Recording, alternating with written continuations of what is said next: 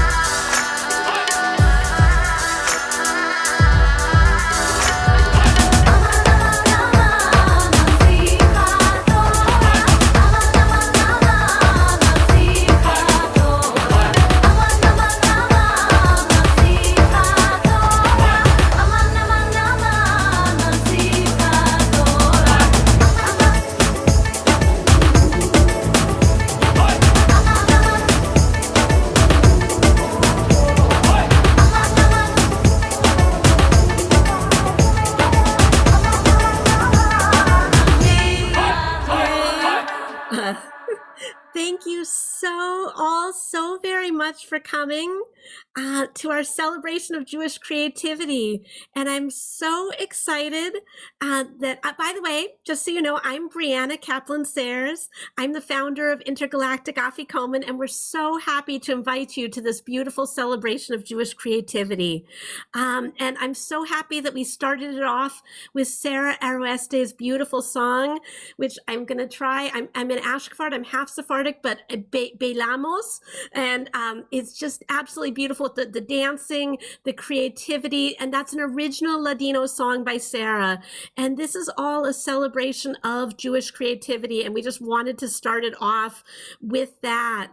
And I'm so excited to today to introduce you all, because this is, in addition to being a celebration of Jewish creativity, it is a celebration, a book launch for this book, D.I.J. Do It Jewish, Use Your Jewish Creativity, by Barbara Bietz and Daria Grinevich, and illustrated by Daria Grinevich. And I just want to tell you just how very proud I was the editor of this book, and I worked with Barbara very, very closely on it. And Daria is the amazing illustrations, and Daria's joining us from Israel today, and Barbara's joining us from California today. And Barbara, why don't you tell us a little bit about the book? Thank you. Oh gosh, I'm so happy to see all of you here. Thank you for joining us to help celebrate DIJ, some of the amazing people that we featured in the book. I want to thank Brianna and Intergalactic Afikoman for bringing this project to life. Brianna is truly a visionary, and our collaboration on this project was so joyful for me. And just a little bit of a background. This isn't the first time that Brianna and I have spent time together. We met at the tent program at the Yiddish Book Center, sponsored by PJ Library. So many thanks to PJ Library and to the Yiddish Book Center for being the catalyst that brought us together. To our guests today who contributed so much to this book, Thank you for sharing your heart and soul work with us in such a meaningful way. Working on DAJ felt like we were creating a community, even in the midst of a pandemic. And for me, it was such a tremendous gift during a really challenging time for all of us. Today, we're able to gather together and with all of you who are here, and that feels really nice. Um, I'm passionate about creativity, what it can bring to our lives, our communities, and our world. Whether you're a dabbler, a hobbyist, whether you have plans to be a professional or not, whatever your age, your creativity matters. I'm also passionate about Jewish life. And when Brianna approached me with her idea for DIJ, it felt like a perfect fit. So the goal of DIJ was to introduce artists, musicians, writers, filmmakers, and other creatives whose work was connected to some aspect of Jewish life. The goal was that by offering their wisdom to readers, they might be inspired to discover their own creativity. And I love the idea that you can use any art form to express or explore a Jewish concept, whether it's a holiday, tikkun olam, social justice, or anything in between. Brianna and I chose what we call our creativity mentors very carefully. We wanted to gather accomplished experts, artists from a wide range of art forms and a wide range of Jewish experiences. We have been so inspired by these generous, creative souls, and I think they'll inspire you too. So I do so want to thank Daria, such appreciation for her illustrations in DIJ. She brought color and a sense of whimsy to the book that I just love so much. And on a personal note, she created the guitar for my headshot, which brings me such great joy. So I know we want to get on with our program. If you have a sketch pad or pencils, paper, pens, and you feel inspired to do so, go ahead and doodle, draw, jot down notes, whatever inspires you as we spend this time together. Thank you so much, Barbara. This has been such a joy working with you on this book. And I just I wanted to just say one additional note about Daria, or a couple additional notes, because Daria, it's always amazing for authors. I'm also a picture book author. And when somebody brings the book to life, and when I saw Daria's artwork on Instagram, it was just, it had this very beautiful, magical quality. And when I asked her to draw, it was that first guitar, Barbara, that ended up on your, and I just sort of said, I don't know, I think I said, make it magical. And Daria, you did. You made it magical and whimsical, and it just really had that flow. And we suddenly discussed, and if you look through the pictures, you'll see that Daria made a blue guitar and a purple piano, and she just had fun with the colors and everything. And you're going to be seeing Daria's artwork throughout today, because there's just her beautiful artwork. You saw it on the opening screen, and it's throughout the book. It's just, it's all on this cover. It's all just absolutely beautiful. So thank you, Daria. And Daria, I don't want to put you on the spot, but if you want to say something, we didn't have you plan anything, but Yeah, well, first of all, I want to say a big thank you for both you and Barbara, and for all your kind words. And I think it was an amazing opportunity for me to work on this book. The communication was amazing. It was such a joy, and I think I had this amazing creative freedom to do the things the way I saw them with your guidance. And I just had so much joy working with it. So thank you very much. Thank you, Toda Rabba. Thank you so much. And by the way, guys, everybody should know this is Daria's first book that she's illustrated. So we hope to see, this is a Shechianu, and we hope to see many more. So, but thank you so much. And we thank Daria's friend who said, yes, you should do a book. You should do a book. They approached you about a book. So now we have all these amazing, as Barbara said, Jewish creativity mentors. And I'm going to start to introduce the first ones that you're going to get to meet today and see some of their Jewish creativity. We have here today Nora Claire Miller and Amy Linton. And Nora and Amy are two of the three creators of egg cream. And Egg Cream is this amazing Jewish short film, and it's really cool. Well, you'll get to see just a bit of it in a moment. But first, I want to tell you just a little bit about Nora and Amy and why they're so very special and why this project is so very special. So Amy works with Peter Miller, and they are filmmakers. Peter's, as I understand it, and correct me if I get anything wrong with these introductions, but Peter is the director and Amy is the film editor and edits all their films, and they work as a team. Now, you might have noticed that I said Peter Miller, and Nora Claire Miller and Peter Miller have that same last name. What's really, really special about this film, especially for a book that was, well, we think this is definitely for all ages, and we know that adults will like it too, because to get mentored in creativity is amazing. But it's specifically also for that 8 and up age group, 8 to 12. And Nora actually started this film project, Egg Cream, with her father when she was in that age group. Nora, was it 8 years old? I think I was maybe 10 or 11. I was just trying to figure this out the other day. I think maybe 10. 10 or 11. Well, it's amazing because when you look at the film, you see 10-year-old Nora. And when I first met her for the interview, I saw, because I had the pleasure of interviewing Peter, Nora, and Amy, and it felt like I already knew you, Nora, because you're in the film, and I felt like I knew your 11-year-old self. And but basically, they had this idea. Peter was a filmmaker, and Nora and Peter ended up making all this footage together. And then years later, as I understand it, years later, they looked back at the footage now that Nora is older than 11, and they ended up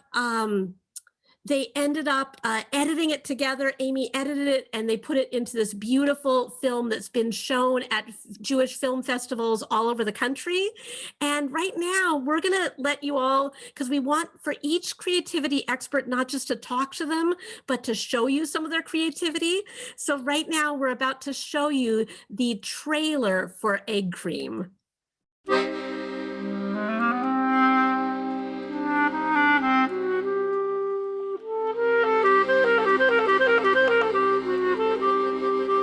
The origins of the egg cream are shrouded in mystery. No one really knows why there's no egg and there's no cream in an egg cream.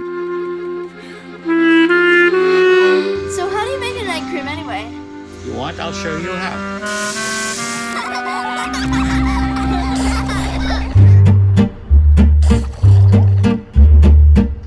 Egg creams have a certain sadness to them. What people found in the egg cream in the tenement districts of New York City was a kind of short, blissful moment of relief from the heat, and it was also a kind of relief from hunger for richness. I think of Rebbe's grocery store, and he had a run-down, decrepit fountain. I think he used the same glass for everybody. A guy who had a place across the street from my apartment building, his name was Yankel, and he made a terrific egg cream. He'd have one sleeve always rolled up, and he never spoke. And that's my memory of egg creams.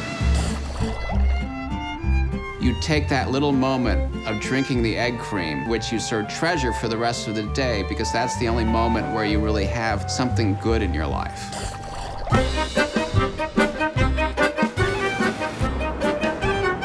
Of course, we're having egg cream. Best egg creams I've ever had in my life. They're so good. She raised it up and she said, "White fire on black fire." At that moment, they drank the very first egg cream in the history of the world.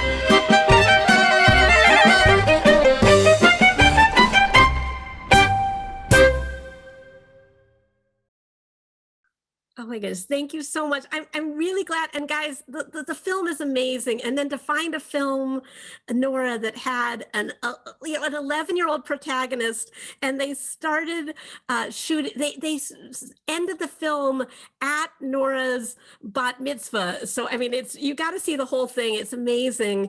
I'm just going to ask you just a couple questions right now, because we're so honored to have you here today and that you're a part of the book. And the first question I'm going to ask is for Nora. What was it like making a film with your father? That's a good question. Well, first, I just want to say thank you, Brianna and Barbara and everyone who made this happen. And I'm so excited to hear from all of the other contributors to the book that are here. It was really an interesting thing. I remember the first time we talked, my dad and I had been talking about collaboratively making a film for a little while, because I had said, I want to learn how this whole filmmaking thing works. Can you show me? And he said, sure. And I said, well, how do you make a film? And he said, well, you have to start with a question. And that wasn't new to me because I was in Hebrew school at the time. And it was a Hebrew school based around storytelling. And a lot of it was about asking questions. We'd ask a question at the beginning of our session, and we'd sort of talk about how the Torah answers it or how the different stories answer it. And so I thought, okay, a question. And I looked for a question, and weeks went by, and one day we were sitting at the kitchen table drinking egg creams. And for the first time I said, why is it called that anyway? There's no egg, there's no cream. It's like chocolate milk with seltzer. Why is it called an egg cream? And my dad said, that is a very good question. And so we decided that it would be the subject of our film. And it was really this incredible experience. I'd watched my dad make films growing up, but I had never had a part in it, really. Sometimes I helped him hold his boom mic if he was doing an interview at our house, but it was this really special experience where we both sort of got to explore this question that really neither of us knew the answer to. And in the process, we got to talk to my dad's dad, my grandpa, who was featured in the trailer, and really to explore New York City, where I grew up, and to think like, well, what's the history of egg creams here? So it was a great way to connect with my dad, to connect with my grandpa, to connect with my city, and to connect with my Jewish heritage.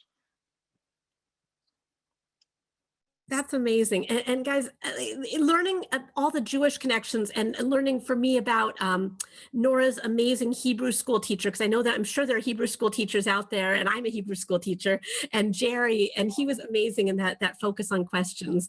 And Nora, I'm going to ask you one more quick question, then I want to ask Amy something about the editing.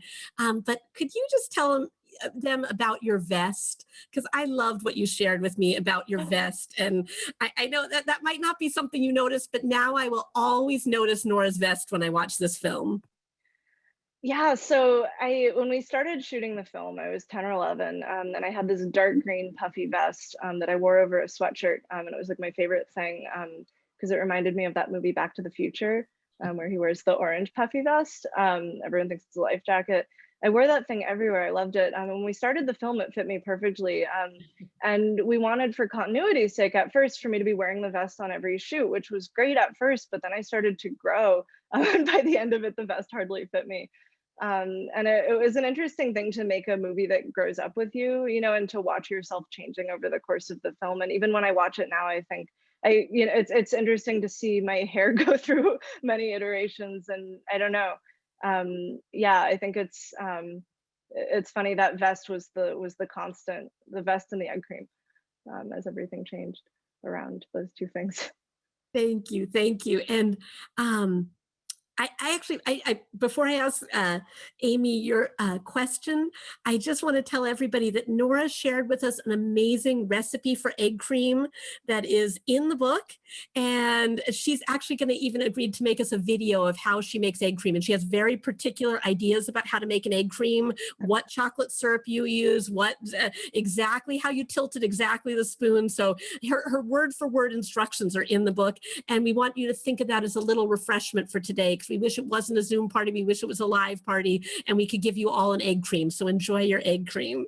And Amy, I wanted to ask you, because you put it all together, and you have all this raw footage, and it's amazing to see. This footage was shot over many years, and then documentary footage, so much. So what is the process like? And I know you've done other Jewish films as well, but what was it like to put Egg Cream or these other films together? Well, when we started out, we were shooting on these little tiny cassettes, which are totally passé now. So technology has changed so much since we started it. So when we decided to kind of reboot it, we sort of had to, bring it into the digital world. And it was sort of like a whole new process. But went through the, all of the footage, and, Peter roughed out sort of a storyline, and then, just sort of let me have at it. So.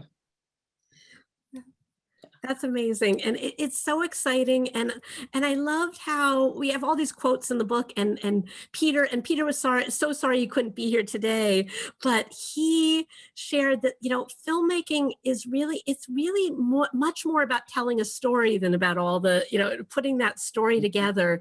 And especially now in the age when getting access to a cell phone or an iPad, and it's just very exciting that kids can start doing their own filmmaking and put together their own Jewish films. So thank you both so much. This was a pleasure.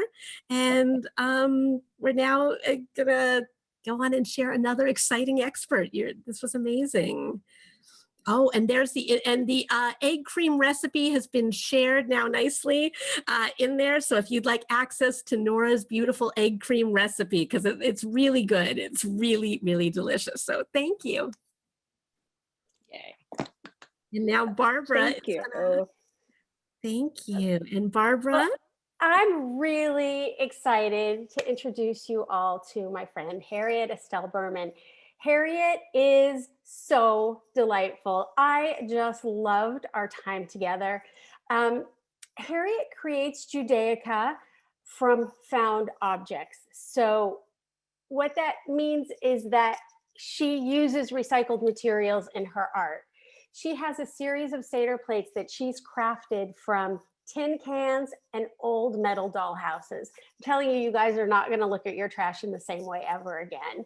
Her work is spectacular, with incredible painstaking detail, offering layers and layers of story in the images that she uses. I mean, each piece is like a novel. I love Harriet's passion for her art, her passion for saving the planet. I think she's just the coolest, and I'm really excited that she's here. Harriet's energy is infectious. And on a side note, she shared with me, in addition to doing all of her beautiful art, she, in the pandemic, was teaching an exercise class outside in her neighborhood. Harriete, like me, is from California. I think we're the only ones here today from California, so that's a special connection that we have. I can't wait for you to meet her. So without further ado, here's Harriete. Hello, everybody. It's great to be here. I'm thrilled. Do you want me to just talk about this Seder plate, or? Sure, go ahead. Yep. There's a Seder plate in the book, and that one's shown right here. That one's at the Minneapolis Institute of Art. So if you're in Minneapolis, or you get to travel in your future, you'll get to see that Seder plate, because I think it's usually on display. It's made entirely from recycled tin cans, literally trash that people would normally throw away. And when I was making this particular Seder plate, I did a lot of research about the costumes that people wore throughout the centuries in the exodus of the Jewish people. So you see the silhouettes of the people as their costume changed throughout 2,000 years. And behind them are architectural iconic images of buildings, also cut from recycled tin cans. In this case, they were the metallic gold. And on the top of the Seder plate are the customary foods for Seder. And one of the signature aspects of my Seder plates is that I include an orange on my Seder plate. And I wonder if everybody knows the story about putting an orange on their Seder plate. I think you can just do it briefly for those who might not. Okay, well, we put an orange on the Seder plate symbolizing women in Jewish leadership and the inclusion of gay, lesbian, and marginal communities. And I think that's a really important concept for the 21st century. Thank you, Harriet. Did you want to chat about the Seder plate that Oh yeah, is behind sure. you now as well? Well, this one's a little more colorful. It's made entirely, again, out of recycled tin cans. And a lot of times people wonder, what's a tin can? Where do I get tin cans? But this is an example of a little olive oil tin, as an example. There are plenty in the grocery store. And you'll also notice on this particular Seder plate that there's this hand with a tree that came from this tzedakah box for the Jewish National Fund. Just to give you some ideas of where I find my materials. Or I often make my Seder plates using dollhouse material because we all host our Seder plates, or most of us do, in the home.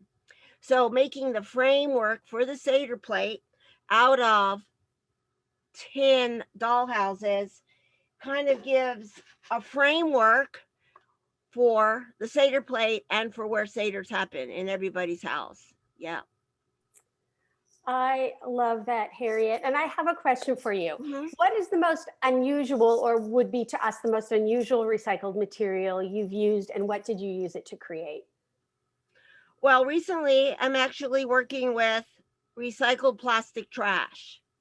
And I made, you can see it on my website, and it's a 26-foot long necklace boa made out of black plastic, which most people don't realize black plastic is not recyclable, even though it has a symbol on it. And so I'm taking the most mundane of materials, often used for like rotisserie chickens, or you get takeout dishes.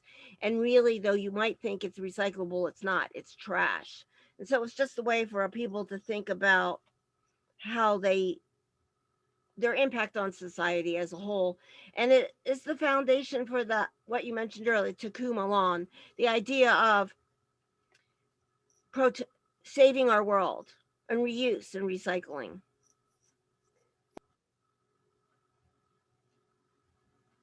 Oh, I think I just love what you do. I think that you were cutting edge before it was cutting edge.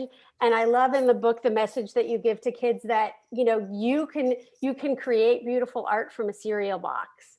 Yes, and that's true. Yes, and I love that. So thank you for being here. Thank you for sharing your work. I hope that people will explore your work more on your website, because it's truly fascinating and beautiful. And thank you for being here. My pleasure. And Brianna, next I think we are going to introduce Terri. Are we ready for that? I think so. Okay. We will. So I'm really excited to introduce you guys to Terri Libenson. Unfortunately, Terri couldn't be here today, but she has prepared a special presentation that is just for us. So we are really, really lucky to be able to view that. And we're going to get that started in just a moment. I want to tell you a little bit about Terri. It was truly an honor to include her in DIJ. She's an award-winning cartoonist. You might be familiar with her comic strip, Pajama Diaries. She has a popular middle grade graphic novel series, Emmy and Friends. If you are a librarian, a parent of a tween, you know her books. In DIJ, we spoke about her middle grade graphic novel called Becoming Brianna, the story of a young girl planning for her bat mitzvah. One of the things Terri shared with me is that she incorporates a lot of her own life into her work, into her comic strip and her graphic novels. And perhaps that's why her books resonate so much with readers. Brianna and all of Terri's characters feel so authentic. It's like they're your friends. And I am such a fan of Terri's work. I was a little nervous to meet her, but she is as warm and wonderful as her characters as you are about to see in her video. Hey everybody, I'm Terri Libenson. I'm one of the experts from DIJ Do It Jewish. And I'm so sorry that I can't be with you live today, but to help make up for it, I'm going to give you a little drawing demo of my character from Becoming Brianna. Of course, that would be Brianna. And the book is all about Brianna celebrating her bat mitzvah, all the challenges and excitement surrounding it, all the friendship issues, everything. Hope you guys will buy the book and enjoy it. So let's get down to the drawing. All right, so when I start off, I usually just start off with the eyes and then the nose and then the general shape of her face. There we go. And then the hair, neck. I have a hard time talking while I draw, but I'm going to do my best. There we go. No, let's erase that. That's a great part of using this digital drawing tablet. It's very easy to erase things if you make a mistake.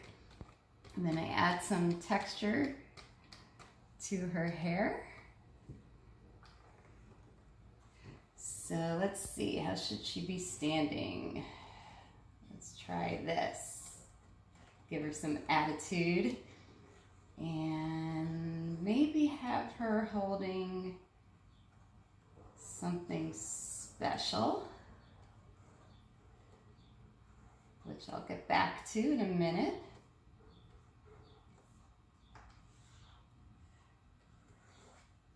And then I move on to her legs. Kind of wearing these flary pants.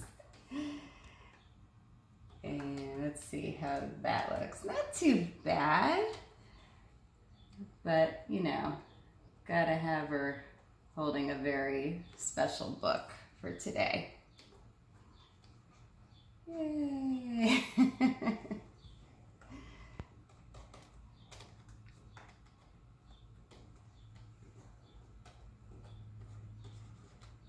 And there is Brianna from Becoming Brianna. So I hope you guys enjoy the celebration and thanks for watching. Take care. That is amazing. I absolutely love that drawing. I'm sorry that Terri can't be with us, but that was truly delightful. So I'm really excited to introduce to you all Rabbi Sandy Eisenberg Sasso. Gosh, where do I begin with how amazing she is? First, I want to share with you that Rabbi Sasso is the first woman to be ordained as a Reconstructionist rabbi. She's a teacher and an author. She writes midrash stories based on traditional Jewish texts for children, among other things. In her books for children, Rabbi Sasso imparts Jewish values with a light touch and a sense of wonder. The time I spent with Rabbi Sasso felt so special to me. I felt like I was in the presence of this great depth of wisdom. It was so uplifting, and I can't begin to tell you how excited I was and how delighted I am that she's here today to share with you some thoughts about Midrash.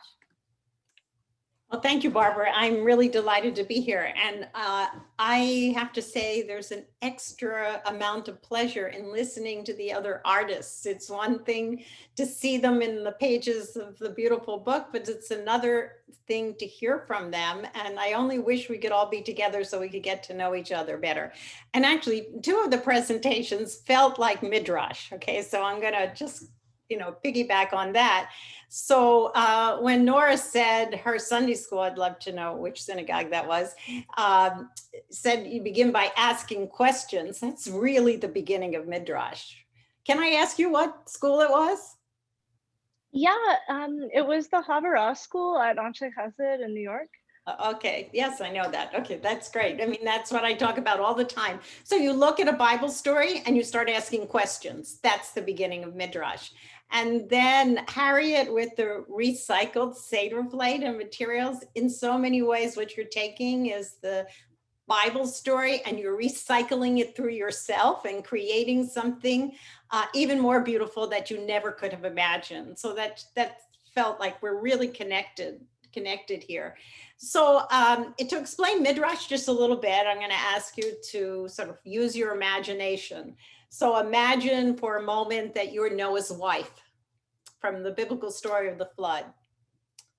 What's your name? What should people call you? And what are you doing on the ark? I'm thinking you're not cleaning up the mess of the animals.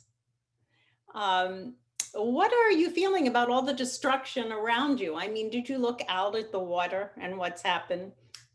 So Noah was silent when God told him about the plan to destroy the world. Is there something you want to say to Noah? Or do you want to speak to God? And before you boarded the ark, what did you say to your neighbor? All these questions are the beginning of a new story. So they're based on, of course, the biblical story, but then they begin to imagine and they allow you to tell things that are happening to you today and to the world today through that story. So there's so many other stories like that, and many of which I've written children's books on. So another one that I'm really fascinated by, as you can see this picture behind me, it's an illustration from one of my children's books called Creation's First Light.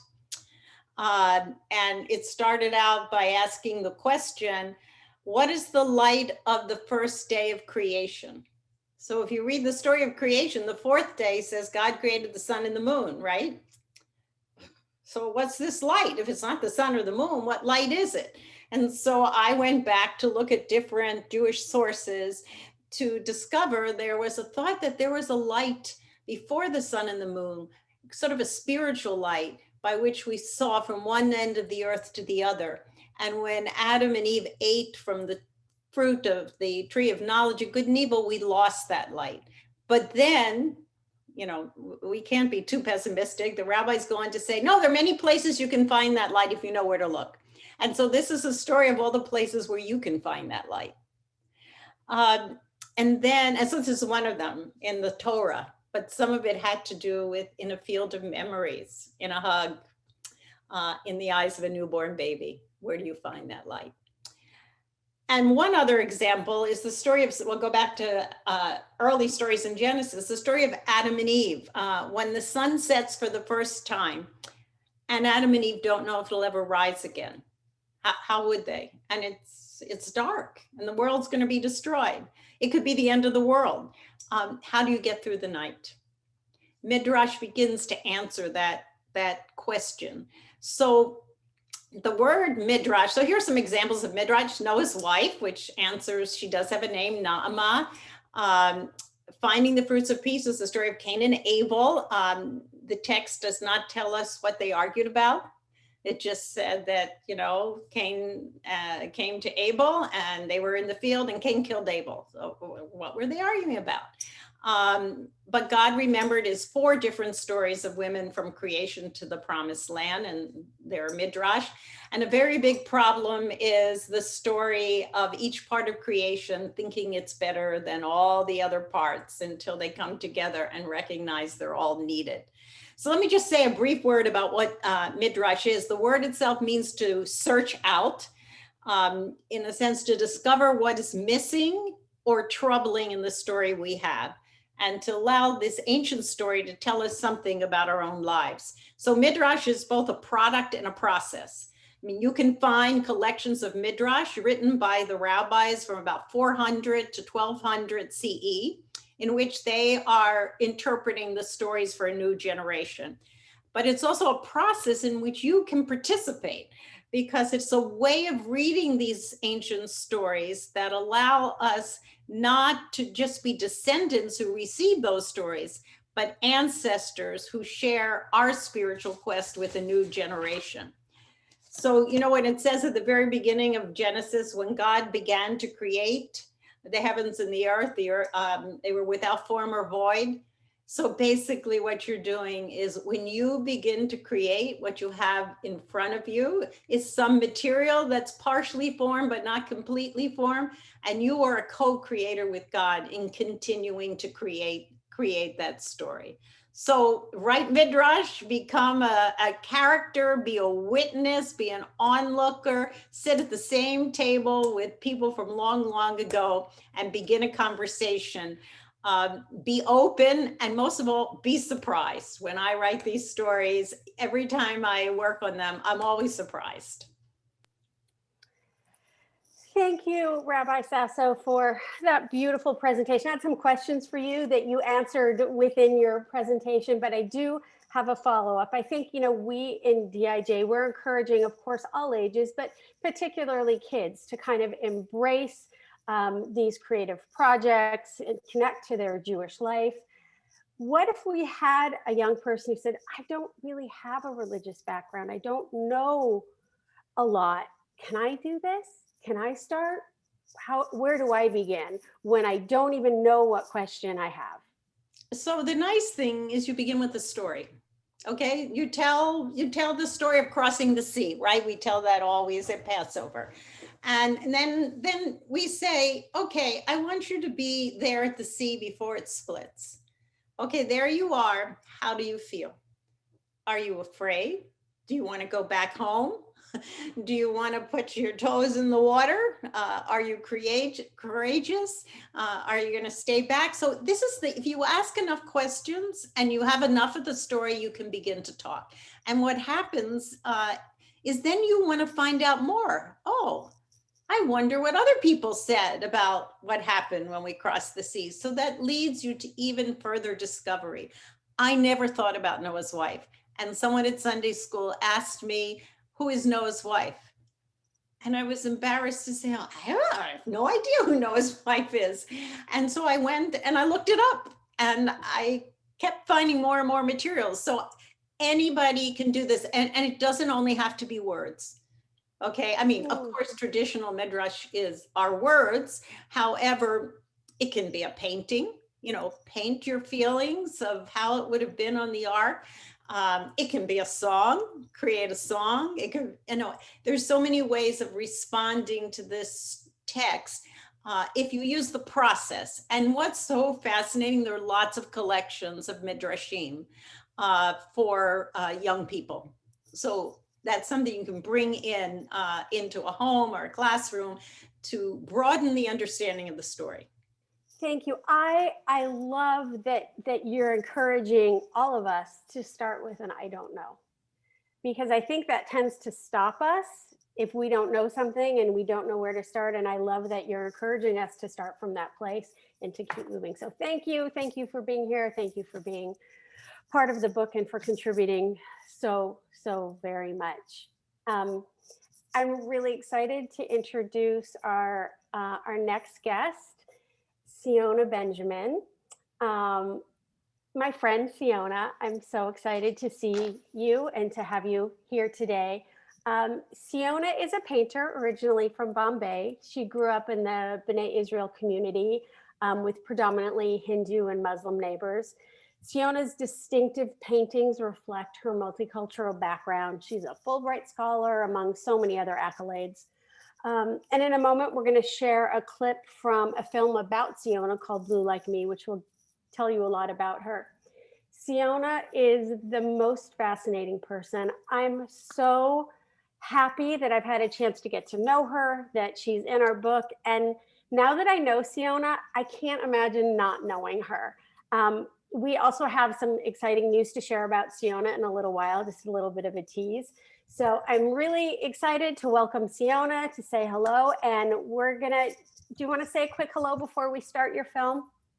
Yes, hi. Thank you so much. Hi, it's such Siona. a pleasure, Barbara, to be with your book, and Brianna and Carl are just amazing people. And I think this book is wonderful. It's a very inspiring book for young people to be able to pursue their dreams. So thank you for doing it. And thank you for having me as part of the book. And thank you for being part of it. I mean, I truly feel like we have a community, and being able to gather today just makes it even more so. So my heart is so full right now. So thank you. And we can watch Siona's film now.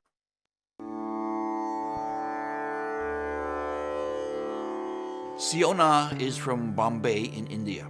Here she is, a Jew who grew up in India in a community that was, where she was, primarily Hindu and Muslim. She was educated in Catholic and Zoroastrian schools. She's got this whole amazing mix here. And it all comes together at the tip of the paintbrush. The thing that struck me about her work the first time I saw it was just how dazzlingly beautiful it is. We can't put it in a box, and therefore it absolutely defies an easy definition.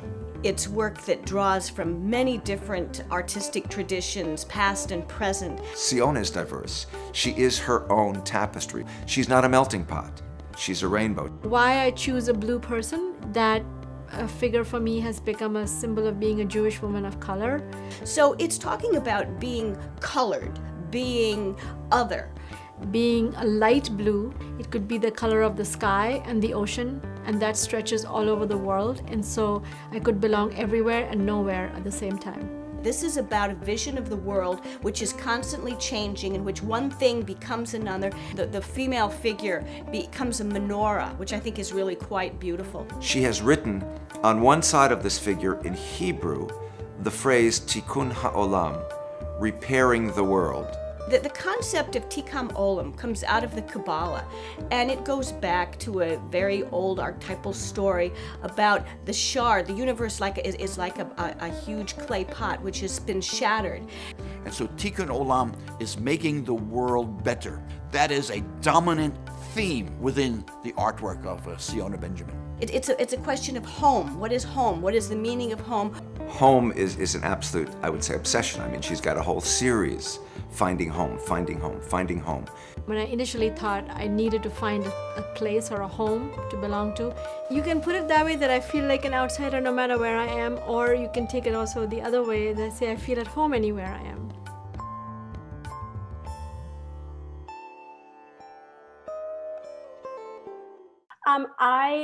It's just such a beautiful film, and I encourage all of you to Google it and make sure that you see the whole thing, because it's really fabulous. Siona, I have a couple of questions for you, and then Brianna's going to jump in as well. Your blue characters, I know they talked about it in the film, and you've got a beautiful painting behind you. Can you tell us a little bit more about how you came up with the idea of your blue characters and what they mean to you?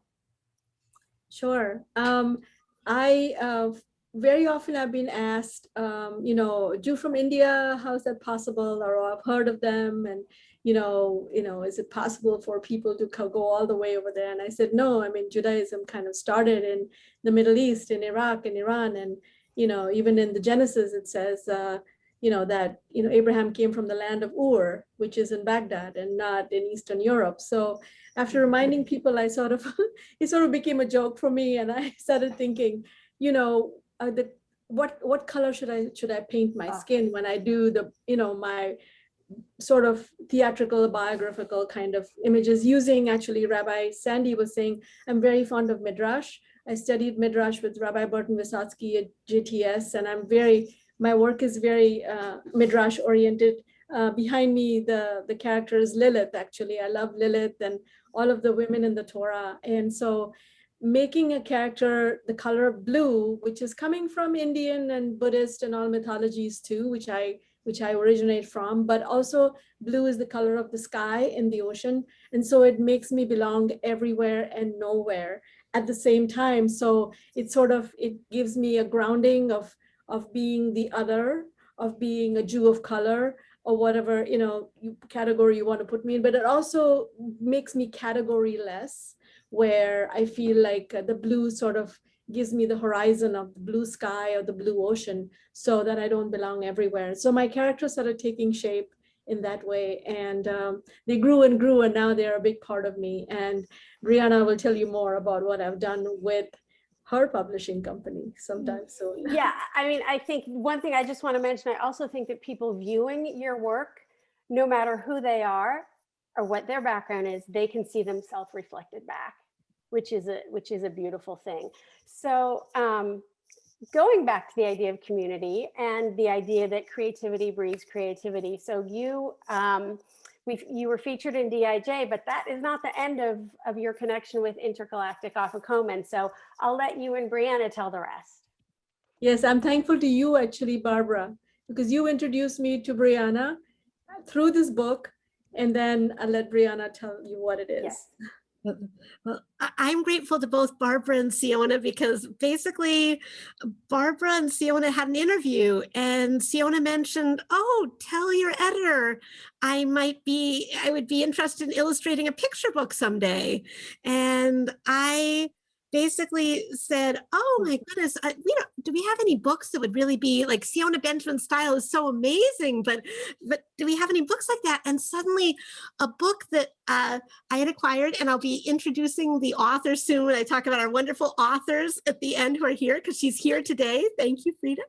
And but this book called I Am Hava about Hava Nagila, and was this beautiful poetic manuscript about how Hava traveled from being a word where the author, Freda, amazing Freda, thank you, Freda Lewkowicz, took the Hava and personified Hava, and the essence of creativity. She made Hava into a girl, or actually we didn't know at first what Hava was. We just knew that Hava told her own story.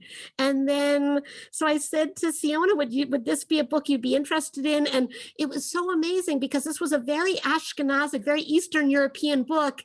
And suddenly Siona agreed to illustrate it. And Siona, would you talk about how it came to be and what you did with Hava and with Hora, and just please share a little bit of your illustrative process of this book, because it's been such a pleasure to truly get to know and to work with Siona and the designer Andrew and the amazing meetings we've had about this amazing book. This is my first children's picture book, and it was, I'm not just saying this because I'm here, it was an amazing process. Brianna and Carl are like perfectionists. They're very, very good at picking up stuff and guiding me. And it was an amazing experience. I'm not just saying that. It was, thank you, Barbara, again, for introducing me. It was just very, the COVID year was filled with making this book. Part of it, I had other commissions too, and I have a lot of other commissions that I keep juggling, but this was one of the big commissions that I did. And it was really amazing because we were discussing like what would Hava and Hora look like, and we were mulling around like, is she a girl, is she a boy? I mean, what kind of character is it? And so I think actually, Brianna, you said like I was trying to create like get out of my own skin, so to speak, my own blue skin, and try to create something different. And Brianna said, how about she being blue, just like you are and your characters are? And so I just said, sure. I mean, if you'd like that. So Hava and Hora are, and it turned out to be that Hava turns out to be this Indian Jewish girl wearing a turquoise sari. And she comes from Ukraine and she goes to Jerusalem and she meets Hora. And Hora is another Indian girl. And by the way, the pink is actually going to be gold, right? It's going to be gold leafed, actually, this book, which was an amazing thing that also Brianna and Carl decided to do. So all the pink part is going to be gold leafed.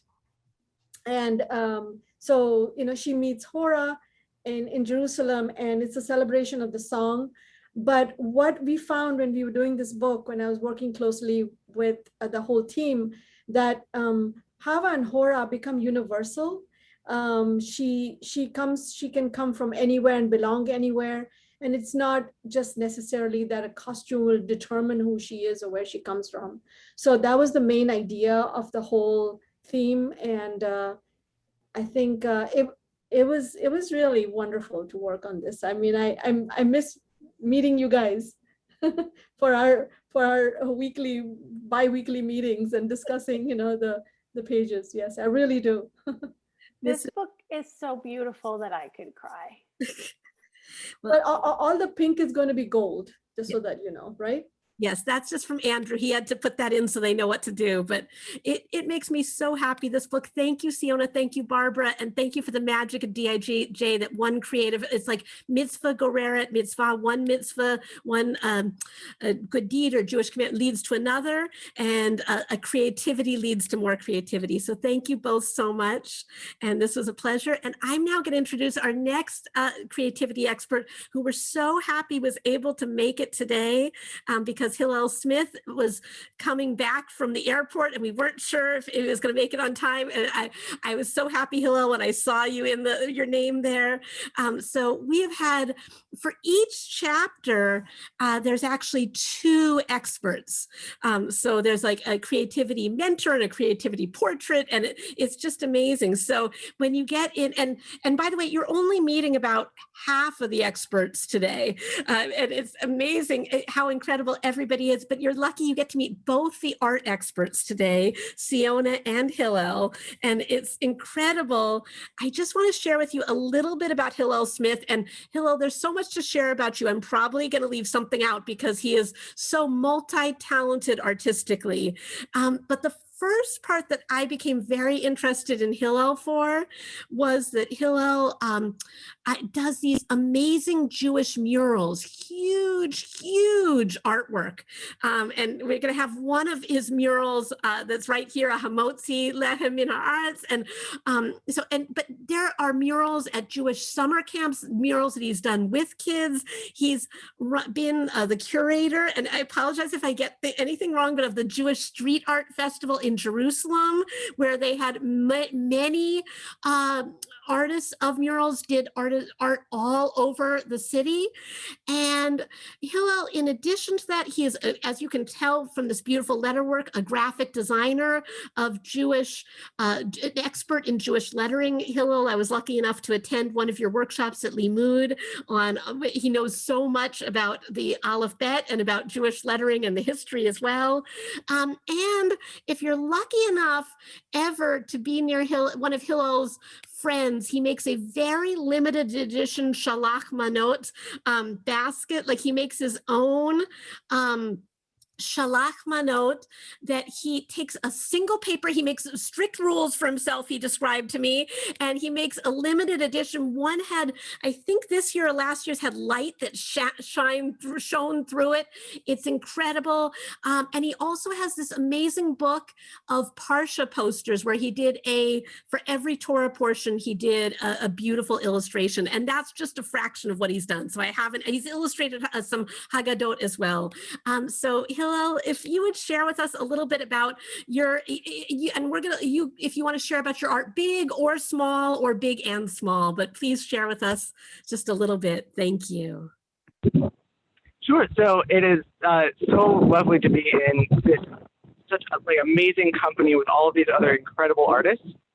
Just seeing everybody else's work and contributions, and exactly what Rabbi Sasso was saying, that I think what's so important is that each one of us has a different medium that inspires us, that prompts us to be creative and do the work. And my thing is visual arts, but it's so incredible to be with all of these other people who find it in music and in writing and in performance and all of this. And I think that's really what it comes down to, is finding the mode to be able to express ourselves and to express the parts of Judaism that mean a lot to us. And so for me, I grew up on comic books, and my grandmother used to take me to the art museum, and going to LACMA in LA to see René Magritte and Ed Ruscha and all these people who took very different approaches to what art could be. And then as a kid in Los Angeles, I would ride my bike around the city and see all of these different murals that captured a different piece of the community. Because some of these neighborhoods had significant communities from certain countries or from certain ethnic backgrounds, and the murals in those neighborhoods reflected that neighborhood. And for me, when it came down to when I first started painting murals, I thought very hard about, well, I have this particular part of myself and that I want to express, and how do I make my heritage and my neighborhood be represented in this greater citywide conversation? And so that Hamotzi mural that you showed, that's about 3 blocks from where I grew up. And it's on the back of a kosher bakery on a whole strip of kosher restaurants. And to me, it felt so meaningful to be able to put this huge piece of Jewish art right there in the neighborhood that anyone who's Jewish can go by and say, oh, I can read this. This is a space for me. And for other people who are traveling to this neighborhood who aren't of the community to think, oh, this is so cool. I can engage with this community through art and through the art that I see around me. As a part of that, trying to create a community of other Jewish muralists because there's a whole bunch of us who were all toiling on our own in our own cities around the world. And I thought, wouldn't it be so cool to have a Jewish mural festival? Like there are all these other mural festivals around the world. And so in 2019, right before the pandemic, there were 10 artists in Jerusalem. We painted 18 murals in 3 weeks, which was an incredible experience painting together. And each one of us representing our Jewish heritage in a different way in the large murals that we were putting together. And the hope was that this was going to be an annual event. And even though the pandemic canceled our plans to do a big program together in summer of 2020, we did a decentralized mural festival over Hanukkah of this past year. So 9 muralists in 8 cities around North America painted Hanukkah murals, which was really incredible.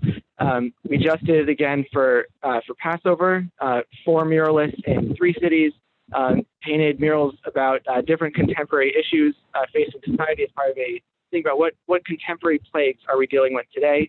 And it's such a powerful experience for me, I think, to be able to think, when we make art, often it's how you make a painting for somebody, you make a drawing, and it exists in a gallery space, or it exists in a book, or you make you are performing a dance, and you have to be in the audience to see it.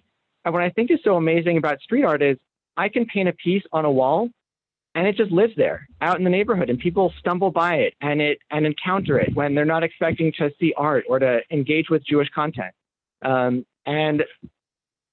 My goal is to keep doing that and to put art in front of people when they're not expecting it, to add color to the city, to put a smile on somebody's face, and to also hope that they engage with some Jewish text while they're putting this together. Some of that is, we were talking about before about artistic midrash. And so I did this book of Parsha posters for each week of the Torah portion. Think about, well, what does this represent to me? And how can I express this in this graphic design illustration format? And the same with the mural of working with a space, what biblical text, what liturgical text, what's meaningful to you in this space? And then think about how we can work on this together to express that through color, through form, and to make work that is, that has legs, that is out there and that reaches people, whenever they come across it. Thank you, Hillel, so much. I'm so glad you were able to make it today because we weren't sure with the airport, and I'm so glad. And I just want to ask you one question because this was one of the most fascinating parts for me. How did you discover? When did you discover that your Judaism and your art connected? Or how did that work? Sorry, can I ask you to repeat the question one more time? I'm still outside, and the audio cut out for a second. Of course. I just want to know if you could tell people about how you made the connection between your Judaism and your art. Because at first, I think they were very separate for you. You had art and you had Judaism, and you were very active in both, but they didn't connect. And how did you finally make that connection? Yeah, so it was an interesting thing. I went through Jewish day school and Jewish summer camp, and my parents were very involved in the synagogue. And it was, being Jewish was such a big part of my life. But the artistic influences that inspired me were so completely outside of that world, right? Because I'm reading Spider-Man and X-Men and going to surrealist art exhibitions and thought that was so cool and working graphic design. And I never felt that they overlapped at all. And so I was had some success getting some paintings in some local gallery shows in downtown LA. But I was just one of hundreds of artists trying to make it as a young 20-year-old artist. And what I realized at some point, I was just playing around with some typography and made a piece that had some Hebrew in it that was spray painted, and showed it to a friend of mine who was an art curator, who looked at it and said, "This is amazing. Like, I've never seen anything like this before. I don't know of anyone else who's doing this kind of spray paint work in Hebrew. But also, clearly, you are passionate about this. Like, I can tell by how proud you are of this piece that this is something that you want to do. And so I would encourage you to really focus on this. And that I think, really, this thing going off my head of, that's totally right. Like, I do love this. I am passionate about this. I think I have something to say here. And that really just changed the entire trajectory of my career, that realizing that just because I had never seen anyone else do Jewish street art before, do work with Hebrew and spray paint before, that doesn't mean that it can't be done. It just means that if I do it, it'll be unique and hopefully reach other people and inspire people, because it's this whole new thing. And so for the last, I guess, almost 10 years now, that's really been the focus of everything that I've been doing. Well, that's amazing. And I just love that, because for me, that's so much the essence of what this book was about, because we were sort of in this middle of this pandemic and people are being creative, and we're like, what if people, adults and children, knew that Jewish creativity was an option and maybe didn't connect those two parts of their lives. And I just loved how when you connected it, it all came together. And we're so lucky to have your beautiful artwork and to have you as an expert in this book. So thank you so very much. Thank you. Thank you, Hillel. But I'm so excited to introduce Sarah Aroeste right now. And Sarah, Barbara mentioned the tent work at Tent, but Barbara and I were actually roommates at Tent. It was like shared. It was so meant to be that we were roommates. Sarah and but Barbara and I didn't only meet each other at Tent, but we also met Sarah at Tent. She was one of our fellow writers at this Tent workshop for Jewish children's book writers put on by the Yiddish Book Center and PJ Library. It was this amazing, amazing workshop. I feel so grateful to have attended, to have gotten to be part of it, to get to learn everything from it. But on top of that, I got the blessing, and my Hebrew name is Bracha, blessing. I got the blessing of meeting Barbara and Sarah at this event, and then getting to work with them on this book. So this book really is a product of that event. And Sarah Aroeste, as I said at the beginning, I'm half Ashkenazic and half Sephardic, and I was so excited to meet Sarah, who's a singer, a songwriter of original Ladino music, and she also does traditional Ladino music.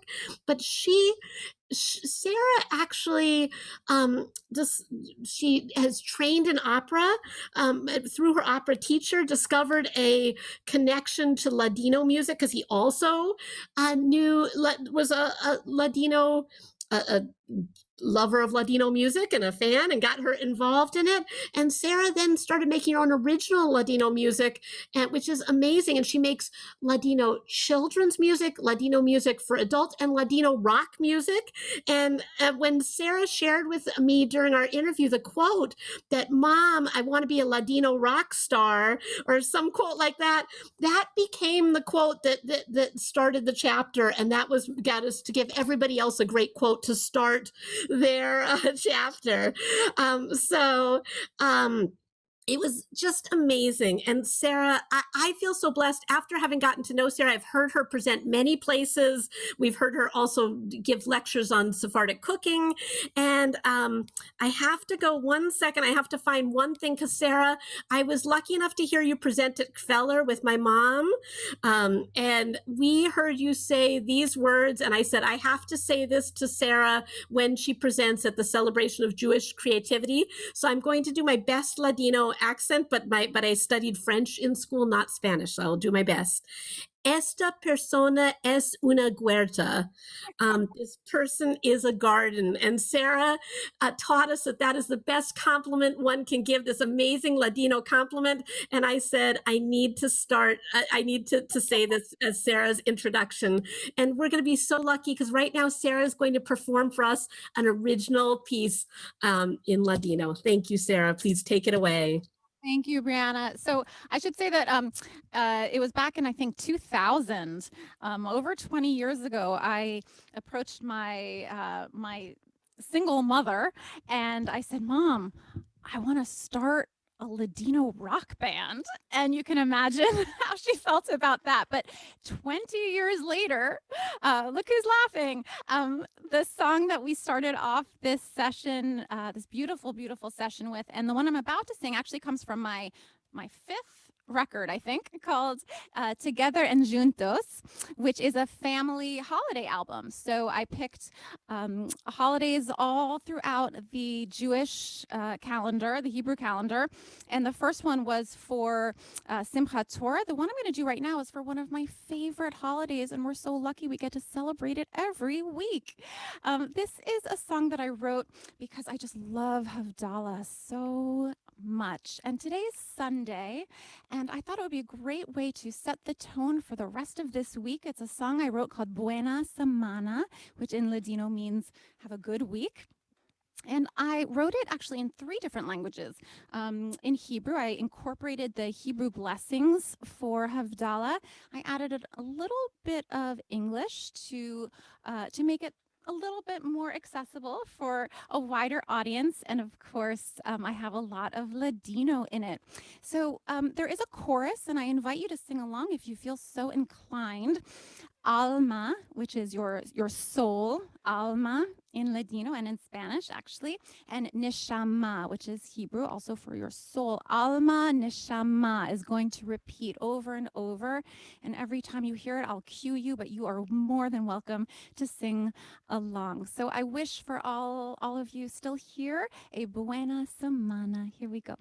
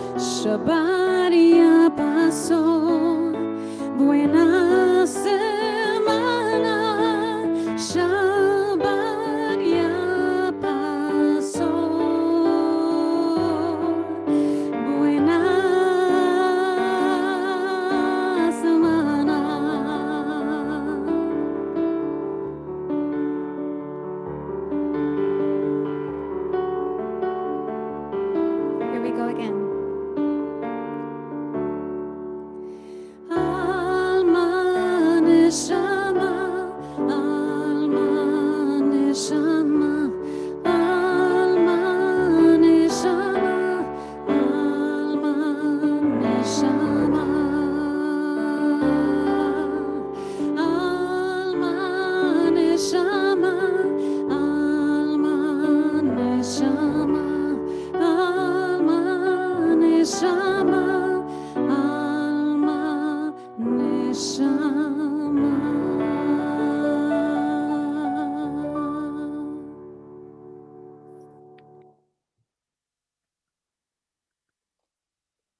Thank you so much, Sarah. That was absolutely beautiful.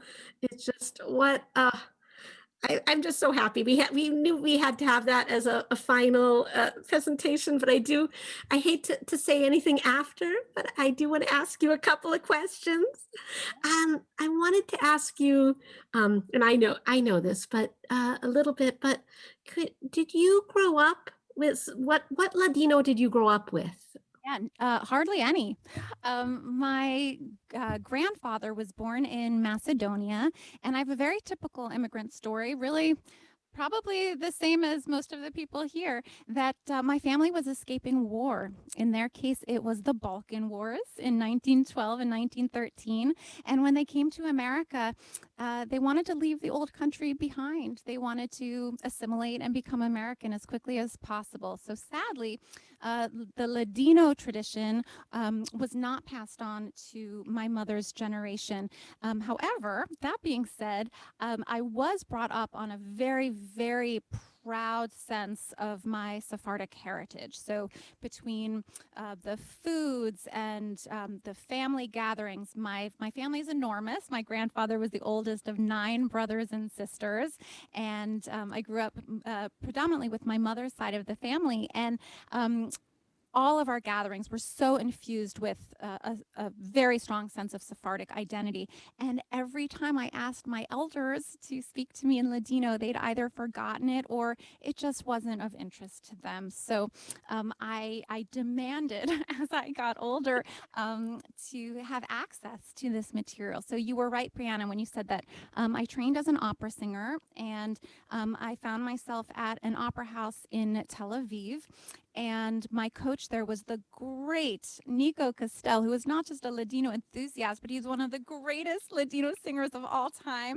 And he was one of the most famous coaches at the Metropolitan Opera. So I had the honor to work with him at the Met, learning the traditional Ladino repertoire, which I had never had the chance to learn growing up. And we put together a series of recitals. And at the end of each recital, which were, opera recitals, we put one section of Ladino songs, and without fail, after every performance, audience members would come up to me and tell me that the Ladino portion was their favorite part. And it took me a couple of years to realize it, but I agreed with them.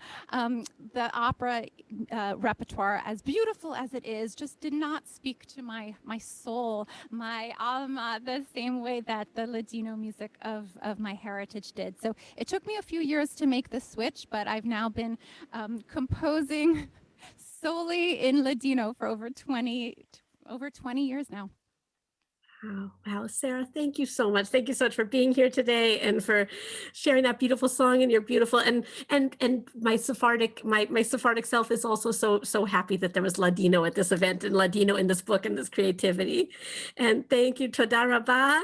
And I'm going to share a few announcements that I just want to share with all of you, because there's so many wonderful things. And then I hope that we can all just chit chat and be creative together, because if anybody wants to unmute after my announcements, and but I'm just going to go real quick. And I wanted to share with you, first of all, I just want to throw up some virtual confetti for DIJ, because I'm so happy that we are celebrating this beautiful book today. And there's just so much in this book. And I wanted to also invite people to share their Jewish creativity on the Intergalactic Afikoman website. We have a place for Jewish creativity for kids or all ages. It does say to share your age if you're over a certain age, and you don't have to share your age. That's more for kids. But anybody who'd like to share some Jewish creativity, we can put it up. And I think on the screen is going to be some information about how you could do that and where you could find that. And also, I wanted to let people know that they can learn more about our experts who are here today on our and our experts who are not here today in the book. as well as on our website. The experts have given us wonderful links of where you can find their websites, their Instagram pages, all sorts of different information, so you can learn more about them and visit all their wonderful experts there to learn more about these incredible Jewish creativity experts. We are so very grateful for all of you. Toda Rabba, a huge thank you for all of you for being a part of this today. And we want you to learn more about them because they're amazing. I also just wanted to offer everybody who's here today, this is Jewish American Heritage Month. Intergalactic Afikoman is a new Jewish children's publisher, and we are so excited to offer you a discount from Intergalactic Afikoman on all our books purchased through the end of Jewish American Heritage Month, which includes, of course, DIJ. It includes lots of other books and includes I Am Hava that you saw today. Pre-orders of that are available with the discount code that will be put into the chat soon. If it's not on the screen right now, I have to look at the words on here. And there's also a link. We have a bookshop.org where we have links to books, a list with many books by our experts. And so we just love them. They're such amazing people, books for adults, books for children. So if you go on that link, you can find their books if you'd like to get any of those. And finally, I just wanted to acknowledge we have these amazing authors today, because we have people in attendance today who are authors for Intergalactic Afikoman.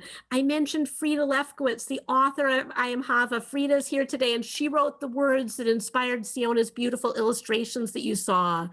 I also wanted to let you know that Sandy Linton is here. She is the author of Lily Blue Riding Hood, a skateboarding little Blue Riding Hood who's bringing her Hamantash into Granny's Florida condo that is going to be out very soon in 2022. And hot off the presses, we have Erica Cohen Lyons here today.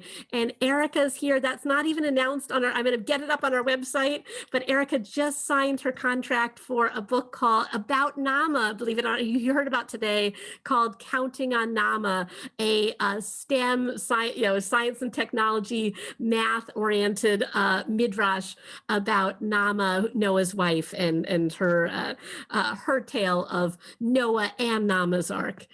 So I'm just so excited to recognize all those people, to thank all our amazing experts. And we are so grateful to all of you for coming here today. And if anybody has a question, or just if people would like to unmute and chit chat, because we're so happy. And as we said, we wish we could be here in person, but congratulations, Barbara and Daria. Thank you all so very much for coming. Thank you all for being here, for being part of this amazing experience, and for joining us this afternoon. It's precious time on Sunday afternoons, and all our presenters, all our guests, friends, family, all of you, thank you. It means so much to have you here. We are so very grateful to you all for coming, and just thank you. And please be Jewishly creative, be creative, just spread more creativity into the world, because it's just wonderful. Thank you.